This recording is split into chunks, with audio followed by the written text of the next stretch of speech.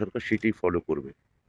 ফলে বাংলাদেশের মাননীয় প্রাক্তন প্রধানমন্ত্রী শেখ হাসিনা বিষয়ক কেন্দ্রীয় সরকারের যে সিদ্ধান্ত সেটাই রাজ্য সরকার অনুসরণ করবে।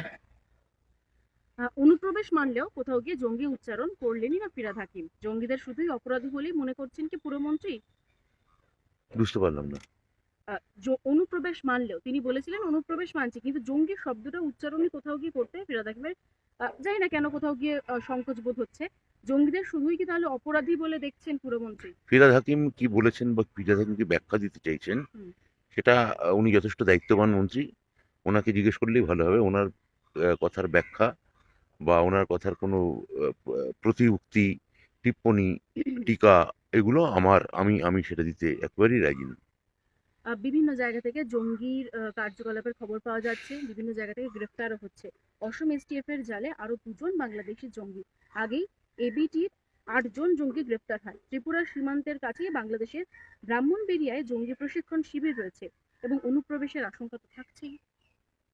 এগুলো তো সবই আন্তর্জাতিক সীমারেখার প্রশ্ন এবং কেন্দ্রীয় সরকারের ভূমিকার প্রশ্ন। আমরা চাইবো যে কেন্দ্রীয় সরকার তার যথাযথ দায়িত্ব পালন করুন। রাজ্যে ভুয়ো জাল পাসপোর্ট বিভিন্ন জায়গায় ছড়িয়ে পড়েছে।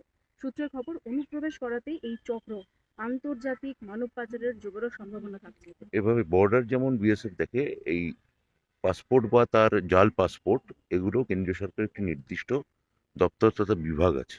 হুম। আমরা আশা করব যে এটা কেন্দ্রীয় সরকার যথাবিহিত ব্যবস্থা নেবেন। 26-এর পরও ধর্ণা মঞ্চ চালিয়ে যেতে চান চিকিৎসকরা। ডোরিনা ক্রসিং এর নাম বদলে অভয়া ক্রসিং করার আবেদন জানিয়ে মুখ্যমন্ত্রীকে চিঠি চিকিৎসকদের। আম, আম, এটা নিয়ে আমরা দলীয় মুখপাত্ররা বলবো। নেক্সট প্রশ্ন করে এবার। দাদা, সেটা হলো যে বিরোধীরা বারবার প্রশ্ন করছে যে মাদ্রাসার আড়ালে সেখানে এরকম বিভিন্ন জঙ্গি কার্যকলাপ চলছে। সেই বিষয়ে আমি এটা বলতে পারবো না, এটা বিরোধীর অভিযোগ করতে পারেন। এর পেছনে একটা নির্দিষ্ট সম্প্রদায়কে দাগিয়ে দেওয়ার বিষয় আছে, বিষয় থাকে। আহ, আমার মনে হয় যে আহ,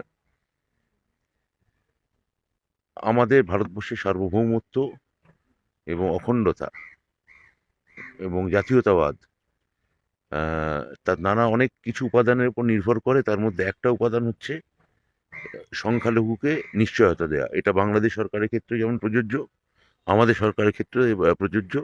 এবং সেখানে আমাদের এই গণমাধ্যম বা পোর্টাল বা যাই হোক না কেন, আমাদের বিদ্বজন যাই বলুন না কেন, এই যে গণমতামত এগুলোর ক্ষেত্রে আমাদের অনেক সতর্ক হয়ে কথা বলা উচিত।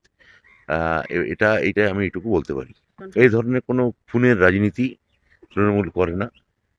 খুনের রাজনীতি বা হিংসার রাজনীতি, অন্য সম্প্রদায়ের প্রতি অসহিষ্ণুতার রাজনীতি কারা করে সেটা গোটা ভারতবর্ষ জানে।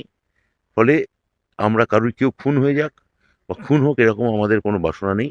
আমার মুখ্যমন্ত্রী অত্যন্ত ইনক্লুসিভ মানুষ, তিনি সবাইকে নিয়ে চলার পক্ষপাতী। তার রাজনৈতিক বিরোধীকেও তিনি চাইবেন না যে তিনি গণতান্ত্রিকভাবেই তার মোকাবিলা করবেন। বাংলা খবর, আপনার রাজনীতি, আপনার আওয়াজ।